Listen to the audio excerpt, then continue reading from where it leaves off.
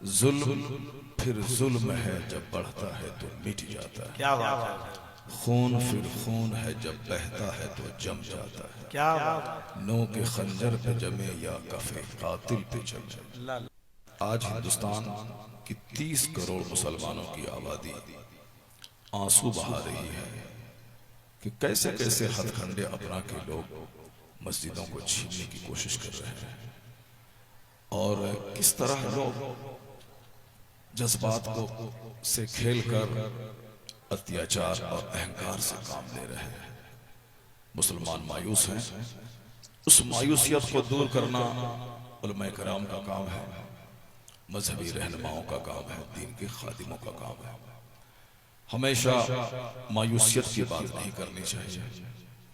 Disappointment कमजोर किस्म के लोगों का काम है और हिम्मत हौसला ये बहादुरों और ताकतवरों का काम है। मुसलमानों को अपनी अपनी बोली से, अपने हाव भाव से, अपनी एक्टिविटीज से सुख पहुंचाना, दिलों को खुश करना, ये मजहब इस्लाम सिखाता है और बताता है। हदीस में आया है कि अहब्बुल अअमाल इलल्लाह ताला, अल्लाह ताला के नजदीक सारे कामों में पसंदीदा काम है इदखाल सुरूर फी क़ल्बिल मोमिन, मोमिन के दिल में खुशी अता कर देना, ये अल्लाह को पसंदीदा काम है। सुभान अल्लाह। मोमिन के दिल को खुश खुश। दुनिया खत्म होगी, लोग जन्नत जाएंगे, लोग जहन्नम जाएंगे, दुनिया नहीं रहेगी, वो फैसला अल्लाह करेगा। दुनिया में जो आज ताकतवर हैं कल कमजोर हो जाते हैं, जो आज मालदार हैं कल गरीब हो जाते हैं। दुनिया की कोई चीज एक हालत पर नहीं रहती। जो लोग मोबाइल चलाते हैं मोबाइल मत चलाएं, दिन भर मोबाइल तो घर में चला ही है। कम से कम इस जन्नती महफिल में बैठकर दीन का काम तो करें, दीन की बात तो सीखें। गैर मुस्लिमों के पास 4-4 लाख का मोबाइल होता है। आवाज थोड़ा साफ कर और तेज कर। गैर मुस्लिमों के पास कई कई लाख के मोबाइल होते हैं, लेकिन उनका जो अक्लमंद आदमी है वो मोबाइल रखता है, जरूरतन बात करता है। जो दुनिया की सबसे कीमती कौम भी मुसलमान थे, ये 10 रुपए का मोबाइल भी 24 घंटे हाथ में नहीं रहते, हमेशा मोबाइल से चिपके हुए रहते। मोबाइल बहुत अच्छी चीज है, सारा कारोबार उससे चल रहा है, लेकिन बहुत बुरी चीज भी है। आज एक खबर अभी 2 घंटा पहले मुझको आई, मैं रह गया, कुछ समझ में नहीं आ रहा था कि क्या करें। इतनी खतरनाक खबर सुनने को मिली कि आगे और कुछ बोला ही नहीं गया कि मैं क्या बोलूं। हर लम्हे हर पल खतरनाक, दिल तोड़ने वाली, रुला देने वाली खबरें ही पूरे हिंदुस्तान से आ रही है, अपने घरों से भी आ रही है। भाई भतीजे, चचेरे भाई, मेरे भाई, भांजा भांजी, साहब, दोस्त, अहबाब, पड़ोसी, रिश्तेदार, गांव समाज के लोग, कहीं से फरहत बख्श खबर नहीं मिलती कि हमारा बेटा डीएम बन गया, हमारा पोता मुत्तकी बन गया, हमारा भाई शराबी था तौबा करके नेक बन गया। कहीं से इस तरह की कोई खबर बहुत कम सुनने को मिलती। अक्सर यही खबरें मिलती हैं कि वो किसी लड़की को लेके भाग गया, वो चोरी के मामले में पकड़ा गया, उसकी बेटी भाग गई। इसी तरह की खतरनाक खबर गांव से आई। साहब सोच नहीं रहा हूं कि आखिर ऐसा आदमी जिसके बारे में कुछ सोचा नहीं जा सकता है, ऐसा कैसे हो गया। तो हर तरफ से सिर्फ मायूसियत की खबरें आ रही। जब मैं इस हालात को देखता हूं तो सरकार की वो हदीस याद आती है। सरकार ने कहा था आखिर जमाने में लोग जीना नहीं चाहेंगे, कब्रिस्तान दौड़कर तमन्ना करेंगे कि काश मैं मर गया होता, इस कब्र में दफन हो गया। ये और बात है कि आजकल हर आदमी जीना चाहता है, कभी नहीं मरे। 2-4 साल के बाद मरे। बच्ची छोटी है, बच्चा छोटा है, घर बना ले, मकान बना ले, मॉल बना ले, कॉम्प्लेक्स बना ले, बच्चे को डीएम एसपी बना दें, उसके बाद मरे। अभी छोटे हैं। यानी अक्सर आदमी की आज ये तमन्ना है, थोड़ा सा बीमार पड़ा तो मौत नजर आने लगती है, पाँव में कुछ कांटा चुभा तो कैंसर समझ में आने लगता है, पेट में दर्द हुआ तो किडनी खराब होने का अंदेशा रहता है। यानी हर आदमी खौफ से तो जाता है। इसलिए दो चार है कि वो मरना नहीं चाहता। 80 साल का बूढ़ा है और तो अल्लाह रब्बुल इज्जत का करम है कि 60 साल के बाद अल्लाह ने उसको और 30 साल की लंबी उम्र दी, वरना 60 साल के बाद तो डॉक्टर इकबाल जीना ही नहीं चाहता। जो डॉक्टर इकबाल से पूछा गया था कि आपके कलाम में इतनी तासीर क्यों है, आपके अशार दिल में आग क्यों लगा देते, क्यों बुज़दिल भी जवान हो जाता है, तो कहा था कि मैंने कलाम लिखने से पहले 1.5 करोड़ बार हुजूर पे दरूद भेजा। अल्लाह। आज भी कितने साल गुजर गए, मैं उनके मोहल्ले में मैं खिताब करके आया हूँ, सियालकोट लाहौर। मैंने देखा उस सिंपल सिटी में पैदा होने वाला आज पूरी दुनिया में, उर्दू शायरी की दुनिया में तो कोई जवाब उनका नहीं, इनकलाबी शायर। आज भी एक शेर पढ़ो तो जैसे कि मुर्दा जवान हो जाता है, मुर्दा जिंदा हो जाता है, एक एक शेर आग लगाने वाला होता है। लेकिन उन्होंने क्या कहा, ये तो तासीर है, वो तासीर पैदा इसलिए हुई है कि मैंने 1.5 करोड़ बार हुजूर पे अल्लाह 1.5 करोड़ बार दरूद भेजना, ये बहुत बड़ी बात है। तो ये कहने का मतलब ये हुआ कि चाहे डॉक्टर इकबाल हैं, इसी तरह के और भी बहुत सारे शोरा हैं, गालिब हैं, ज़ौक़ हैं, इंशा हैं, या मीर तकी मीर हैं, इन सबों के कलाम है सब, मगर तासीर उस कलाम में होती है जिस कलाम का लिखने वाला खुद मौसिर होता है, कलाम पढ़ने वाला खुद नेक और परहेजगार होता है। तो हर आदमी की तमन्ना होती है कि मैं जिंदा रहूं, लेकिन आज वो वक्त आ गया है कि हर कोई ये तमन्ना करेगा कुछ दिनों के बाद कि मैं मर जाऊं। हाँ, मगर वो बात छोड़ गई। डॉक्टर इकबाल की उम्र जब 63 साल हुई तो वो सोचने लगे। यहाँ 83 साल का बूढ़ा भी नहीं कहता है कि हुजूर खात्मा बिल खैर की दुआ कर दीजिए मेरे लिए, कि अब मौत तो आने ही वाली है, सुबह शाम आप दुआ कर दें। कोई ऐसा शख्स नहीं मिला, कोई एक बूढ़ा नहीं मिला कि अब तो हम लोग कब्र में पांव लटक रहा है, हुजूर दुआ कर दें कि मरते वक्त ज़बान पे कलमा नसीब हो जाए। कोई नहीं मिलता। मिलता कौन बूढ़ा है? इस हजरत एक घुटने में बहुत तकलीफ है, आप तो पूरा हिंदुस्तान घूमते हैं, आप तो रूहानी डॉक्टर भी हैं, आप डॉक्टर भी हैं, तो कोई नुस्खा बता दीजिए, कोई हिंदुस्तान कोई डॉक्टर है जो इसका इलाज कर दे, ये घुटने वाला। मैं कहता हूं कि जब प्रधानमंत्री हिंदुस्तान के अटल बिहारी वाजपेयी जैसे लोग, जिसके अमेरिका से डॉक्टर आके जिनका इलाज किया हो, वो बेचारा बिस्तर से खड़ा नहीं हो सका, उसी हालत में मर गया हो, जिसके पास पैसों की कमी नहीं थी, चाहे जहां का पता चले कि सिंगापुर में, मलेशिया में, नॉर्वे में, कनाडा में, टोरंटो में, अमेरिका में, जहां डॉक्टर मिलता उसका वो चला जाता है, सरकारी खर्च चला जाता है, लेकिन इलाज नहीं। तो हमारे बूढ़े भी मरना नहीं चाहते, चूंकि उनको जीने की तमन्ना है। 70-80 साल, 90 साल, मगर आशिक़े रसूल की तमन्ना क्या है जरा सुनिए। डॉक्टर इकबाल जब 63 साल के करीब पहुंच गए, 63 ईयर्स, सिद्दीक़ अकबर रज़ी अल्लाह ताला अन्हु की उम्र भी 63 ईयर्स थी, उमर फारूक रज़ी अल्लाह ताला अन्हु की उम्र भी 63 ईयर्स थी। क्यों? इसलिए कि इन दोनों के सरदार पैगंबर आखिर ज़मान की उम्र मुक़द्दस भी 63 ईयर्स, यानी उम्र में भी सरकार दो जहां से आगे। तो डॉक्टर इकबाल सच्चे आशिक़ रसूल थे। जब 63 के करीब पहुंचे तो बेचैन से रहने लगे, कहीं मेरी उम्र सरकार दो जहां की ज़ाहिरी उम्र से आगे न हो जाए। अल्लाह, तो दिल से उनकी दुआ की उन्होंने, अल्लाह रब्बुल इज्जत ने दुआ कबूल की और 63 से पहले ही उनका इंतकाल हो गया। आशिक़ रसूल। और ये 83 साल उम्र है हमारे दादा की, हमारे सामने बैठे हुए लोगों की, और उनसे कहें कि भाई अब क्या इलाज कराने का, घुटना और टखने का? हदीस में तो आया है कि 2 मर्ज का कोई इलाज नहीं है, एक मौत का इलाज नहीं है और एक बुढ़ापे का इलाज नहीं है। इसके अलावा हर दर्द की दवा है दुनिया में, कैंसर की भी,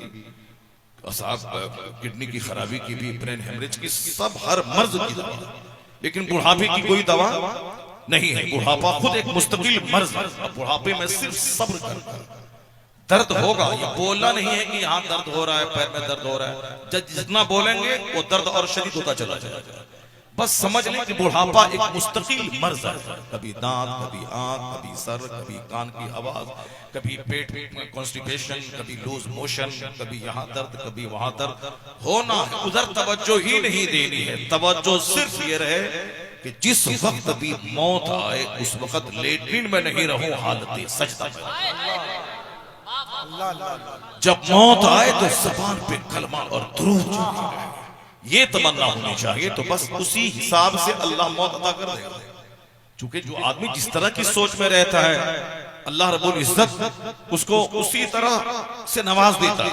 एक बहुत बड़े बुजुर्ग हिंदुस्तान के थे, हमारे डॉक्टर खान साहब ने कहा कि आइए उस बिस्तर पे बैठे जिस बिस्तर पे ताजुल शरिया 12 बार बैठ चुके हैं। अल्लाह, मैं दंग रह के पूरे हिंदुस्तान में, हालांकि ताजुल शरिया बहुत जगहों पे गए, हर जगह गए, मगर ये नहीं कोई बोला कि इस बिस्तर पे बैठे जिस पे 12 बार ताजुल शरिया बैठ चुके हैं। अगर ये शरफ किसी शहर को मिला है तो आपका धन्यवाद है, जिसमें खान साहब ने कहा कि हमारे घर में 12 बार ताजुल शरिया आ गए। अल्लाह तबारक व तआला बुजुर्गों की बरकतों से इन्हें मालामाल फरमाए। कोई जाइएगा नहीं, जाएंगे नहीं आप लोग, ऐसा नहीं कि बस 5 मिनट है और चले गए। अभी एक 2.5 घंटे की लंबी तकरीर सुननी है आपको, 2.5 घंटे की लंबी तकरीर सुननी है। और उस तकरीर मैं अभी शुरू करूंगा अभी थोड़ी देर के बाद। मैं पहले आपको कुछ बातें बता दूं तमहीदी तौर पर, ताकि आपका दिल खुश हो जाए और आप तकरीर सुनने के मूड में आ जाए। वैसे तो अगर आप बोलेंगे नहीं आधा घंटा ही बोलिए, आधा घंटा ही बोल दूंगा, कोई दिक्कत की बात नहीं है। जुमा के दिन मैं खड़ा होता हूँ मस्जिद में 25 से 30 मिनट खिताब करता हूँ। कभी कभी 30-40 मिनट की महफिल में 10 मिनट भी खिताब करूंगा। और कभी अपने मदरसे में कोई फंक्शन होता है तो 5 मिनट भी बोल देता हूँ। और कभी जरूरत पड़ती है तो 5 घंटे भी खिताब होता है। अल्हम्दुलिल्लाह, सुभान अल्लाह। मैंने अपनी जिंदगी में 5 घंटे के करीब खिताब किया है नेपाल की सरजमीन पे। और 2.5-3 घंटे 4 घंटे तो फैजी भाई की जबानी, तो आपका तो 2.5 घंटा, एक घंटा आपका 2.5 घंटा होता है। ये कहते हैं कि आपका 1 घंटा, आपका 2.5 घंटा 1 घंटा होता है, 3 घंटा 1 घंटा होता है। कब आप रुकेंगे, कब आप थकेंगे?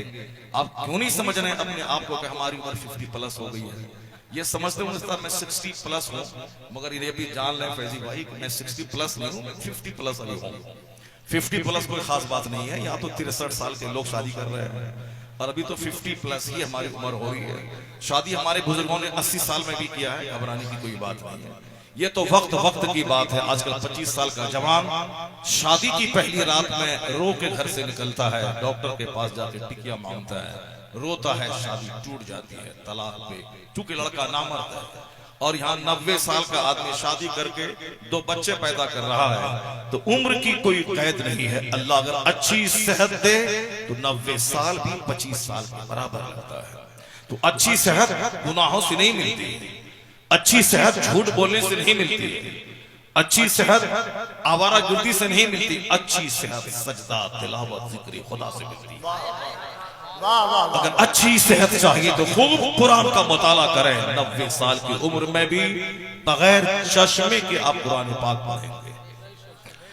और फिर ये दाढ़ी के बाल मूंडे नहीं, दाढ़ी रखिए शुरू से ही। 90 साल की उम्र में भी 30 साल की जवानी वाली ताकत अल्लाह अता कर देगा। चूंकि तबीबों और हकीमों का कहना है, भाई साहब आप मोबाइल चला रहे हैं, भाई साहब मोबाइल चला रहे हैं। मैं तो वही कह रहा हूँ, मोबाइल अच्छी चीज है, मगर मोबाइल को अंदर रख दीजिए। मैं कभी कभी अपने बैग में मोबाइल रख करके मैं स्टेज पे आता हूँ, मस्जिद जाता हूँ, जरूरतन जब घड़ी हाथ में नहीं रहे, घड़ी कहीं छूट गई 5-10 दिन से हमारी, इसलिए मोबाइल को रखता हूँ ताकि टाइम देख लूँ। वरना अक्सर मोबाइल में छोड़ के आता हूँ। चूंकि आदमी कमजोर पैदा हुआ, कुछ भी हुआ फट से निकाला, अपना देखना शुरू किया। एक पीर साहब इसी झारखंड में भी आए थे एक महीना पहले। मुरीद बोला कि वो जब 1 घंटा तक बैठे रहे, 1 घंटा तक मोबाइल चलाते रहे। अब मोबाइल में जब उनका नाम लिया गया तब पीर साहब को बोला गया, हुजूर आपके नाम का ऐलान हो चुका है। अच्छा ऐलान हो चुका है? तो अब वो अल्हम्दुलिल्लाह बोला रहे। बताइए कि हजारों पब्लिक सामने बैठी है, वो क्या करेंगे? अब पीर साहब होकर के अब मोबाइल में लगे हैं, नाम का ऐलान भी हो गया, नारा लग चुका, शेर भी खत्म हो गया, उसके बाद भी मोबाइल नहीं छूट रहा। अल्लाह तबारक व तआला हम सबों को एक मिनट वक्त की कद्र करने की तौफीक अता फरमाए। मैंने कल ही एक बहुत बड़े इज्तिमा में मैंने बताया है उड़ीसा में, 5:30 पे अगर सहरी का टाइम खत्म होता है तो 5:30 से पहले बीवी भी हलाल है, पानी भी हलाल है, दाना भी हलाल है, लेकिन 5:30 के बाद अब पानी पीना हराम, खाना खाना हराम, बीवी से सोहबत करना हराम। 1 मिनट पहले हलाल, 1 मिनट पहले हराम। 1 मिनट पहले हलाल, 6:35 में इफ्तारी करनी है तो 6:34 में हराम, 6:35 के बाद हलाल। एक मिनट, साल के 360 दिन में एक दिन बाकी रहा, 1 करोड़ मेरे पास है, 2.5 लाख ज़कात फर्ज है, लेकिन कम जब साल लग जाए और साल लगने से 1 दिन पहले मैं वो रुपए या अपने बच्चों को दे दूं, बीवी को दे दूं या खर्च कर दूं, कोई ज़कात नहीं। ज़कात फर्ज होने के लिए हौलाने हौल जरूरी। हज के लिए कोई 364 दिन अरफात में बैठा रहे, हज नहीं होगा। जिलहिज्जा की 9 तारीख को हालत एहराम में वहां जाके सो जाए, हाजी कहला जाए। क्या तमसील है, वाह वाह वाह। 1 मिनट पहले हलाल, 1 मिनट के बाद हराम। साहब, एक मिनट जिस मजहब में कीमती हो, उस मजहब का फॉलोवर से आगे न कोई यहूदी होगा, ना कोई नसरानी होगा, ना कोई हिंदुस्तान का हिंदू होगा। तू मुस्तफा का गुलाम बन, एक मिनट की कद्र कर, दुनिया का कायद और इमाम तू ही होगा। नारे तकबीर, नारे रिसालत, शरीयत मुस्तफा, उम्मत मुस्तफा। और ऐसा नहीं है कि हम लोग कमजोर हैं। जो समझता है कि कोर्ट और का गलत इस्तेमाल करके हम सब दिन हाकिम बने रहेंगे, तुम्हारी अक्ल मेरे सामने गधों से बदतर है। तुम्हारी कोई हैसियत नहीं है मेरे सामने। जो फैसला ना कर सके कि गधा खुदा है, कि सांप खुदा है, कि बैल खुदा है, कि छिपकली खुदा है, कि जंगल खुदा है, कि झाड़ खुदा है, कि पहाड़ खुदा है, कि सूरज खुदा है, कि चांद खुदा है, जो फैसला नहीं कर पाया वो क्या दुनिया चला पाएगा, उसके आगे गालिब हो पाएगा। जो खुदाए वाहिद का परस्तार है, उससे मुकाबला जंगल झाड़ का पुजारी कर ही नहीं सकता। ये तो हम आज इख्तलाफ से, इंतशार से, बदअमली से, मस्जिदों को वीरान करने से हम जलील हो गए हैं। लेकिन जिस दिन मुस्तफा के गुलाम बने, अमेरिका से लेके मलेशिया तक, यहां से लेके वहां तक, कोई झाड़ का पुजारी नहीं, मुस्तफा का गुलाम ही हुकूमत करे। ये तो हम कमजोर हैं, हम बदअमल हैं। हमने नमाज छोड़ दी, हमने मदरसा छोड़ दिया, मदरसे पे गैरों का कब्जा, मस्जिदों पे गैरों का कब्जा।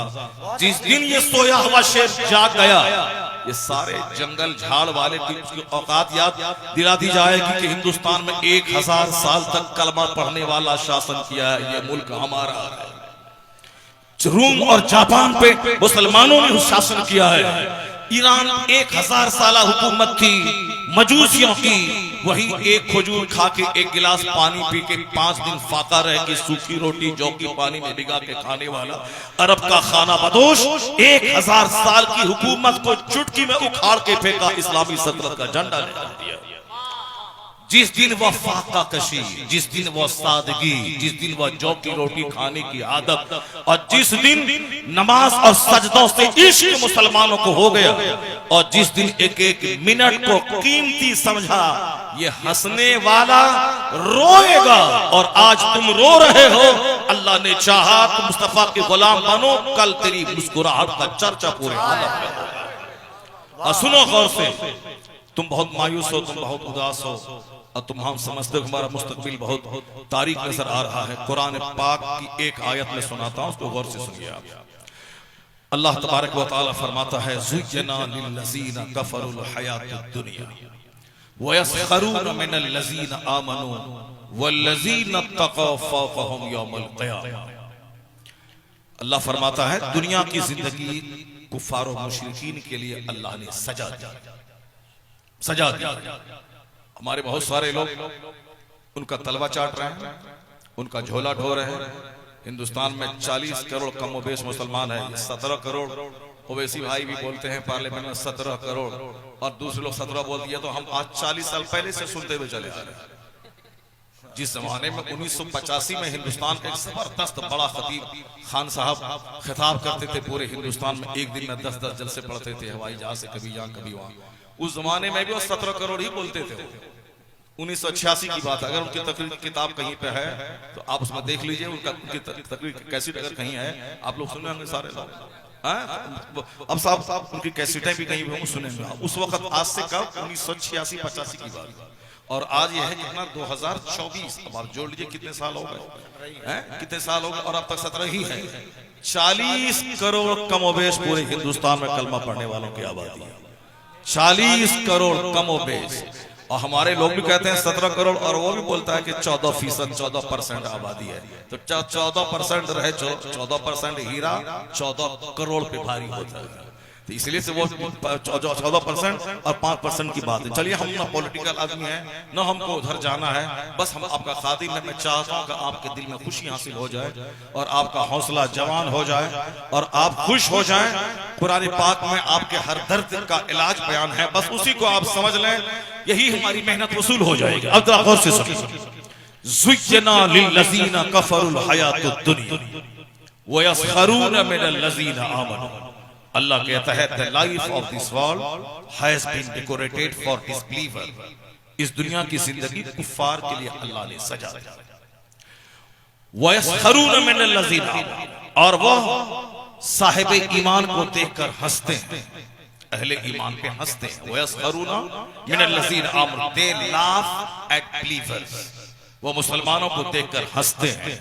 आप लोग सोचते होंगे आज जो हंसने का माहौल पूरे हिंदुस्तान में है, एक मेंबर पार्लियामेंट में बोलता है टुकड़े टुकड़े गैंग, यानी हमको कहता है कि ये सब टुकड़े टुकड़े गैंग, ये टुकड़े टुकड़े गैंग है। पीर के नाम पे बटे हैं, मुरीद के नाम पे बटे हैं, मौलवी के नाम पे बटे हैं, मस्जिद के नाम पे बटे हैं, मुल्क में सूबाजात के नाम पे बटे हैं, जबान के नाम पे बटे हैं, कलर के नाम पे बटे हैं। टुकड़े टुकड़े गैंग, यानी वो मेरा मजाक उड़ाता है, इससे क्या होने वाला है, ये टुकड़े टुकड़े गैंग है। वो हमारा मजाक उड़ाते हैं, हम पर हंसते हैं। They laugh at believers. वो कहते हैं ये पंचर बनाने वाला, ये साहब बीड़ी बेचने वाला, इनकी गलियां सड़ी हुई, इनकी सड़कें सड़ी हुई, इनके घर सड़े हुए, इनके बाल बच्चे दिल्ली पंजाब में जितने लोग रेडी चालक हैं सब ये हैं। बस ट्रेनें जो कलकत्ता और पटना से जाती हैं उस सभों में बोरा की तरह ये लोग ठूसे हुए रहते हैं। यहाँ कुछ नहीं है, पंजाब दिल्ली जाते हैं। ये सब गरीब खस्ताहाल किसी लायक नहीं है। दे लाफ एट बिलीवर्स, ये मुसलमानों पे हंसते हैं। वयस्खरून मिनल लज़ीना आमनू, वो अपने ऊपर नहीं हंसते हैं। हमारे बच्चे सड़कों पे घूमते हैं, खेलते हैं 2 4 5 तो हंसते हैं। उनके बच्चे 1000 की तादाद में हरिजन के मोहल्ले में सड़क पे हैं, न दूध है न पानी है, कहीं नहीं है। वो हरिजनों के मोहल्ले में, मुसहर के मोहल्ले में कभी गुजरते हैं। हम लोग तो दिन रात पूरा हिंदुस्तान देखते ही रहते हैं, मगर वहां वो उन लोगों पे नहीं हंसते हैं। ये बच्चा पैदा किया, सड़क पे छोड़ दिया। मेरा बच्चा कोई चाय की दुकान में गिलास धोता है। मुसलमान को और कुछ काम तो है नहीं, खाली वो खाना है, मुर्ग मुसल्लम बच्चा पैदा करना है। अब पैदा करने के बाद सड़कों पे छोड़ देना है, चाय की दुकान पे, पंचर की दुकान पे। They laugh at believers, वे मुसलमानों पे हंसते हैं। वयस्खरून मिनल लज़ीना आमनू, मुसलमानों पे हंसते हैं। बात छिड़ गई, ठीक है, बात मैं समझ लेता हूँ। मुसलमानों पे देखकर हंसते हैं। अल्लाह क्या कहता है? वो मेरी गुर्बत का मजाक उड़ाते हैं, वो मेरी बेइक्तदारी का मजाक उड़ाते हैं, वो हमारी कसरत आबादी का मजाक उड़ाते हैं। पहले भी उड़ाते थे, आज से 1400 साल पहले। मुसलमान खाना बदोश हैं, मुसलमान बकरियां पालते हैं, मुसलमान ऊंट चराते हैं, इनके पास कुछ नहीं है। वो हंसते थे। दौलत अबू जहल के पास, बागात हैं उतबा शैबा के पास। मुसलमान हंसते हैं, मुसलमानों पे हंसते थे। अल्लाह ने क्या कहा? ए मुसलमान, इसे हंसने दे, इसे मजाक उड़ाने दे। अगर तुमने इनके मजाक उड़ाने पर तुम अपना मजहब का दामन नहीं छोड़ा, तुमने तकवा का दामन नहीं छोड़ा। वल्लज़ीना तक़ौ, ये दुनिया का 100 साल 1 सेकंड है। एक पानी का बुलबुला है, उभरा खत्म हो गया। एक चिंगारी है, भड़की और बुझ गई। ये दुनिया का 100 साल 1 सेकंड है अल्लाह के नज़दीक। और इनके बाद जो जिंदगी है आखिरत की, the world of here after, वहां का एक दिन 50,000 साल के बराबर है। वहां का एक दिन। तो दुनिया की जिल्लत असल जिल्लत नहीं। अल्लाहुम्मा ला ऐश इल्ला ऐशुल आखिरा। आवाज थोड़ी तेज करो, तुम्हारा साउंड कमजोर हो रहा है। आवाज तेज करो तुम्हारा। तुम लोग सब फैजी भाई की जबान जानते हो तुम लोग हैं, और तुम लोग बहुत परेशान है। हाँ और साहब तुम लोग कफील भाई बेचारा कमजोर आदमी है, अब जब शेर पढ़ता है तो हम लोग हिल जाते हैं। और आज अल्लाह ने इतनी ताकत इनको दी है कि साहब पूरा हिंदुस्तान इनके शेर सुनने के लिए परेशान है। अब इसमें इस कमजोर जिस्म में ताकत कहां से आई? वही जो मुस्तफा की नात। सुभान अल्लाह, सुभान अल्लाह। आवाज थोड़ी तेज करो। हाँ बस ठीक, रहने दो उसको। अब जरा गौर से सुनिए। They laugh at believers, ये मुसलमानों को देख के हंसते हैं, पहले भी हंसते थे और आज भी हंसते हैं, और कोई हर्ज की बात नहीं। कुरान पाक ने हमको ढारस बंधाते हुए कहा है, इनके मजाक उड़ाने से तेरा कुछ नहीं बिगड़ेगा। न तेरी सेहत पे फर्क पड़ेगा, न तेरी हुकूमत पे फर्क पड़ेगा, न तेरी इज्जत पे फर्क पड़ेगा, न तेरी रोजी पे फर्क पड़ेगा। कोई फर्क नहीं पड़ेगा अगर तुमने तकवा की जिंदगी गुजारी। वल्लज़ीना तक़ौ, अगर तुमने तकवा की जिंदगी गुजारी। वल्लज़ीना तक़ौ फ़ौक़हुम यौमल क़ियामा, अगर तुम मुत्तकी बन के दुनिया में जिंदा रहे तो कयामत के दिन तू ही गालिब आएगा। बड़े बड़े जो बाइडन, बड़े बड़े नेतन्याहू, बड़े बड़े अंबानी, बड़े बड़े जिंदल, बड़े बड़े मित्तल, बड़े बड़े खरबपति अगर हालत कुफ्र में मर गए, ईमान नहीं लाया, तो कयामत के दिन मुंह के बल घसीट कर जहन्नम में डाले जाएंगे।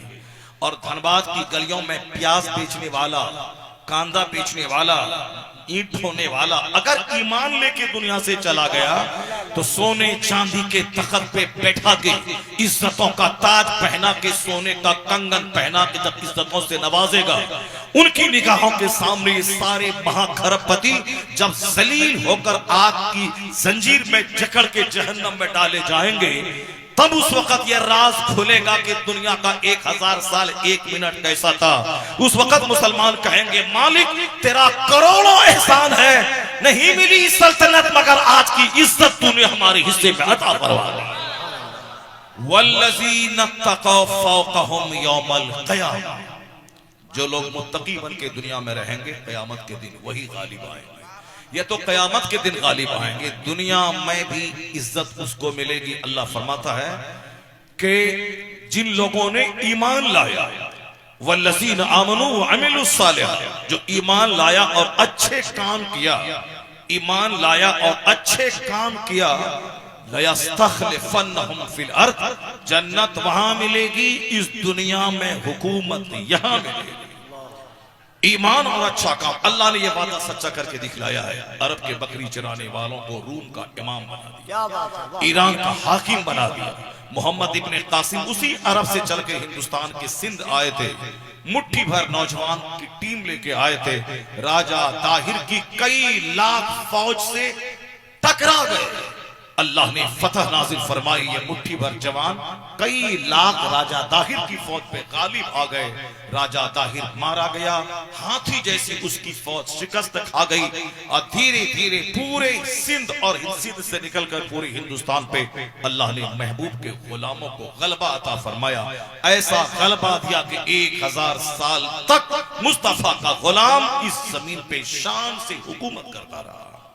इब्तदा वही अरब के मुजाहिदीन से हुई, जिन्होंने अपना मुल्क छोड़ा, बाल बच्चों को छोड़ा, अपना वतन छोड़ के दीन का कलमा बुलंद करने के लिए घर से बाहर निकले। ये सच है, जिस दिन से मेरे दिल में औलाद की मोहब्बत, मकान की मोहब्बत, घर की मोहब्बत, ज्यादा दिन दुनिया में जीने की मोहब्बत जब से मेरे सीने में आ गई, अल्लाह रब्बुल इज्जत ने मेरी इज्जत को खतरे में डाल दिया, मेरी सेहत भी खतरे में पड़ गई। अब आज भी आवाज आती है कि अल्लाह की मदद से ही तू जीतेगा। आज भी आंख खोल के देख लें, जिस सुपर पावर ने कहा था कि 3 दिन में मैं मिटा दूंगा गाजा को, 3 दिन में मुझे नहीं, 3 दिन में, पूरी दुनिया मिलके कही थी। और उस पूरी दुनिया में कौन लोग थे? सुपर पावर है आज अमेरिका, सुपर पावर है बरतानिया, सुपर पावर है फ्रांस, सुपर पावर कहलाता है ये जलील इसराइल। ये सब के सब सुपर पावर्स हैं। यूरोप के लोग अपने आप को डेवलप्ड भी कहलाते हैं। ये सारे के सारे गल्फ के उस निहत्थे मजलूम बेसहारे फिलिस्तीनी मुसलमानों के खिलाफ उतर गए मैदान में, खतरनाक बम इस्तेमाल किया, 3 दिन में उसे उजाड़ देंगे। 4 महीने होने वाले हैं, उन मुजाहिदीन का कुछ नहीं बिगड़ा है। रही मौत शहादत की तो लेटरिन रूम में मरना और है, अल्लाह के नाम पे शहीद होना और है, शादी ब्याह में नाचते गाते हुए मरना और है, अव्वल की खातिर मरना और है। एक हिंदुस्तान के लेटरिन रूम में मरने वाले, तू क्या जाने शहादत की मौत किसे कहते हैं। तुम्हारी माँ बहन बेटियां तेरी कमर पकड़ के तुझको जिहाद में जाने से रोकती हैं। फिलिस्तीन की औरतों की धूल के बराबर नहीं है मेरी बेटियां। 70 साल से बम गिर रहा है, बच्चे शहीद हो रहे हैं, पर फिलिस्तीन छोड़ के बाहर जाने का मशवरा कभी शौहर को नहीं देती। रहना यही है, आज नहीं तो कल सही कोई सलाहुद्दीन जन्म लेगा, फिलिस्तीन आजाद होगा, किबले अव्वल को आजादी मिल जाए।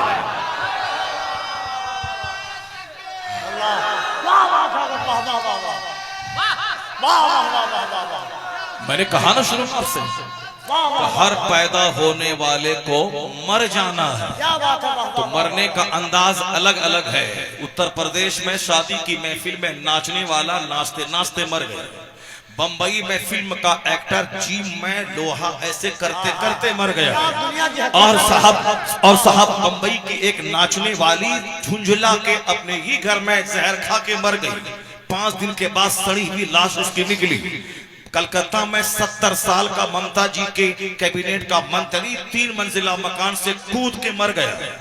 पटना बिहार की राजधानी में एक खरबपति अमेरिका यूरोप से घूम के आया था, एंजॉय करके आया था। 4 दिन के बाद 4 लाश उनके घर से निकली। खूबसूरत बेटा, खूबसूरत बेटी, खूबसूरत बीवी और खुद अपने को लाइसेंस वाले पिस्तौल से सबको मार दिया। तो मरना है, चाहे अपने घर में मरो, चाहे बाथरूम में मरो, शादी की महफिल में मरो, मरना तो है ही। जब मरना ही है तो बेहतर है वह मौत जो किबले अव्वल के लिए आ जाए, वह मौत जो फिलिस्तीन की आजादी के लिए आ जाए, वह मौत जो हालत सजदा में आ जाए। तुम बोलेगा तुम नहीं मरेगा क्या मौलाना? हाँ, मैं भी मरूंगा, मैं भी मरूंगा। गुटखा खाने वाला भी मरेगा, मैं भी मरूंगा। नाचने वाला मैं भी मरेगा, मैं भी मरूंगा। तवाइफ के कोठे पे गंदा काम करने वाला भी मरेगा, मैं भी मरूंगा। ताश खेलने वाला, शराब पीने वाला भी मरेगा। फर्क यही है कि कारी रजीउल्लाह जिक्र इलाही करते करते मर गया, तो जिक्र करते करते मरना और है, सजदा करते मरना और है, जलसे में नाच सुनते हुए मरना और है, मस्जिद में नमाज पढ़ते हुए मरना और है, तवाइफ के कोठे पे मरना और है। एक खुशनसीब हो के मरा, एक जहन्नमी बदनसीब हो के मरा। नारे तकबीर, दोनों हाथों को उठाकर नारे तकबीर, नारे रिसालत, अज़मते मुस्तफा, दीने मुस्तफा।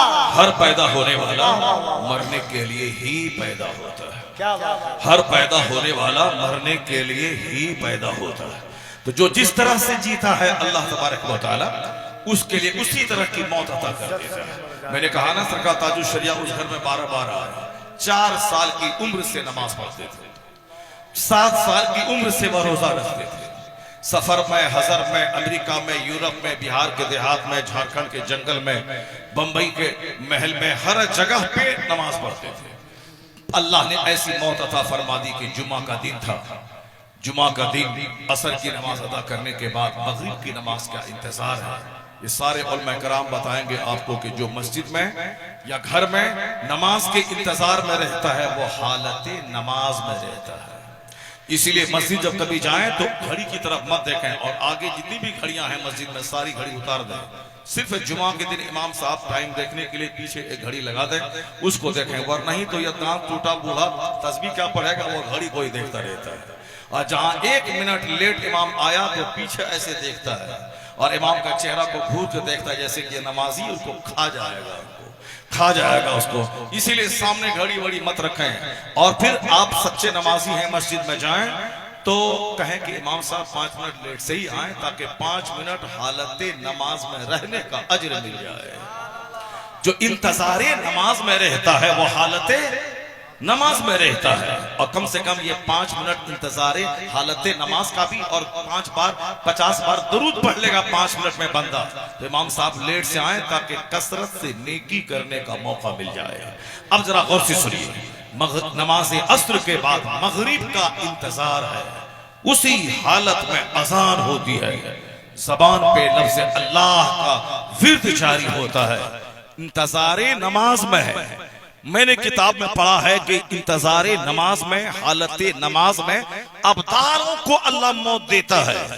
तो जो मौत अब्दालों की होती है वही मौत अल्लाह ने ताजु शरिया को अता फरमाया। अस्र की नमाज के बाद मगरिब के इंतजार में है, यानी हालत नमाज में है। जो 4 साल की उम्र से नमाजी हैं, अल्लाह ने जिंदगी का आखिरी दिन भी नमाज के इंतजार में आपको रखा, उसी हालत में मौत अता की। तो गुटखा खाने की प्रैक्टिस करने वाला कलमा पढ़ने की फुर्सत नहीं पाएगा। बीड़ी और सिगरेट 5-24 घंटे चबाने वाला वो कलमा पढ़ने की भी फुर्सत उसको शायद नहीं मिल पाएगी। और जो जबान खाली करके बाइक चलाते हुए कलमा पढ़े, हवाई जहाज पे सफर करते हुए कलमा पढ़े, कार चलाते हुए कलमा पढ़े, बिस्तर पे कलमा पढ़ते पढ़ते सो जाए, कलमा पढ़ पढ़ के उठ जाए, हर हालत में जब भी मौका मिले कलमा पढ़े, तो अल्लाह जब